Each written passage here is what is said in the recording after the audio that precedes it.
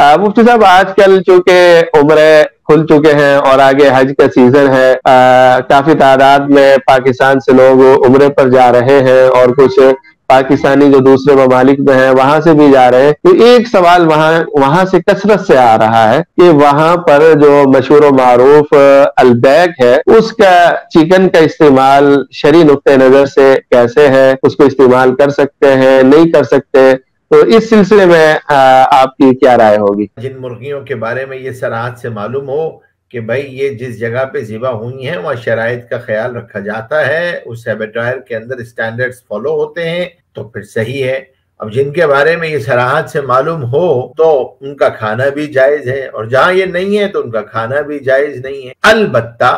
अगर कोई गोश्त मुसलमानों की तरफ से हलाल सर्टिफिकेट के साथ फरोख्त किया जा रहा हो, वो मुसलमान सर्टिफिकेशन बॉडी हो या मुल्की सतह पे कोई हलाल सर्टिफिकेशन बॉडी हो, और मुल्क इस बात की आपने अभी सऊदी अरब की मिसाल दी, तो सऊदी अरब का जो हुकूमती रियासती निजाम है वो हजरात इस बात के मुकल्लफ हैं और इस बात की तरतीब बनाते हैं कि मुल्क में दरामद शुदा गोश्त शरई ज़बीहा हो, यानी मशीनी ज़बीहा ना हो बल्कि शरई जो मैनुअल स्लॉटर्ड है वो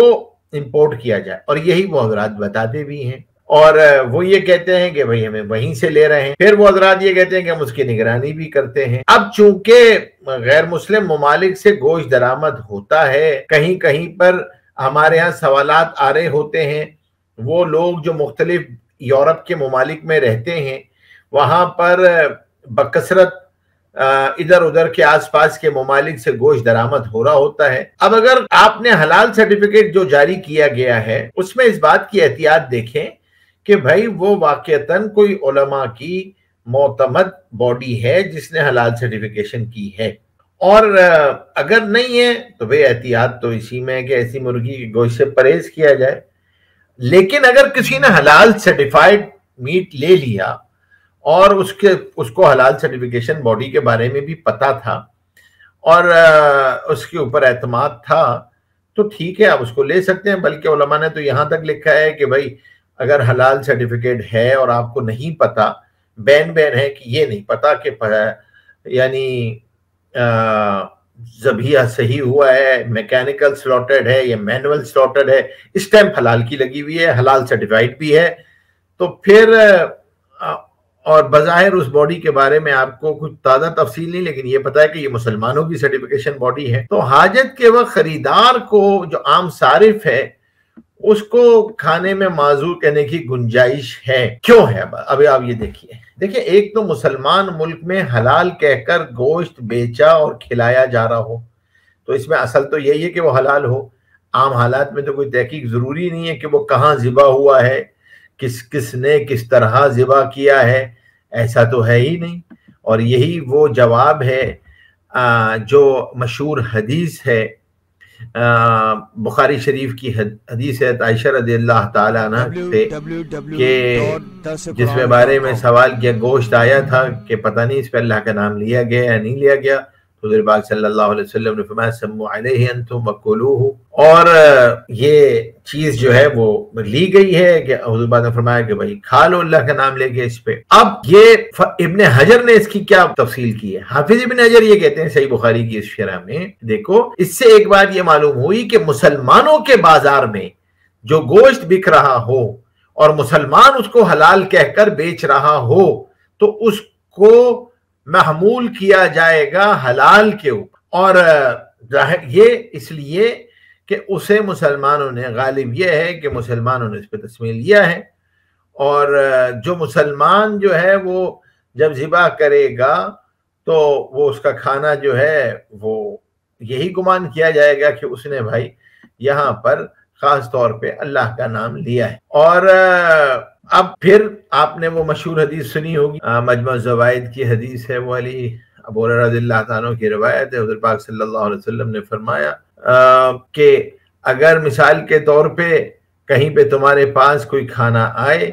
तो बिला वजह मुसलमान के खाने पे तहकीक नहीं करो, इल्ला ये कि तुम्हारी तहकीक तुम्हें पता हो कि भाई ये जो है वो हराम है, तो फिर तो करो तहकीक, वरना बिला वजह एहतियात के जुमरे में जाकर वो जो है वो नहीं करना चाहिए कि भाई کہ کھانا تمہارا کہاں سے آیا ہے، یہ پینا کہاں سے ہے، یہ حلال ہے یہ حلال نہیں ہے، الا یہ کہ آپ کو یہ پتا ہو کہ وہ حلال حرام کی کوئی فکر نہیں کرتا۔ اور تو پھر تو چلیں آپ ٹھیک ہے۔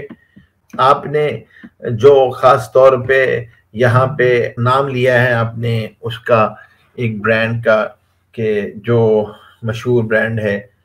اور وہ مرغی کے حوالے سے وہاں سعودی عرب کے اندر معروف ہے، تو اصل تو دیکھا یہ جائے گا نا، مسلمان ملک ہے، رہنے والے مسلمان ہیں،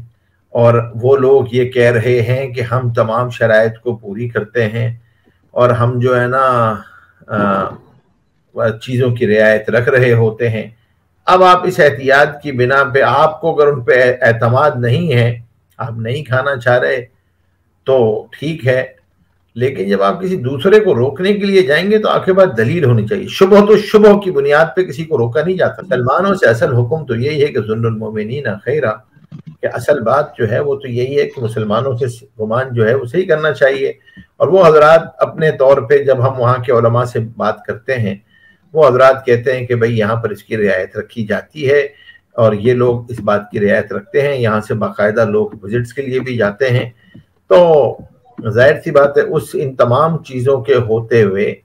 اور دیانات کا باب ہے، مسلمان اس کو کہہ رہا ہے، تو ہمیں بلا وجہ جو ہے وہ اس پہ شک نہیں کرنا چاہیے، کیونکہ یعنی اگر مسلمان ملک میں درآمد شدہ گوشت کے بارے میں یہ بات معلوم ہو کہ اس مسلمان ملک کی حکومت نے حرام اشیاء کی درآمد پہ پابندی لگائی ہوئی ہے، اور حرام اشیاء کی درآمد کو روکنے کے لیے ان کے ادارے کا انتظام قائم ہے، اس ملک کے علماء کی اکثریت اسے حلال قرار دے کر اسے استعمال کرتی ہے، تو یقیناً یہ شبہ تو شبہ اور بھی زیادہ ضعیف ہو جاتا ہے۔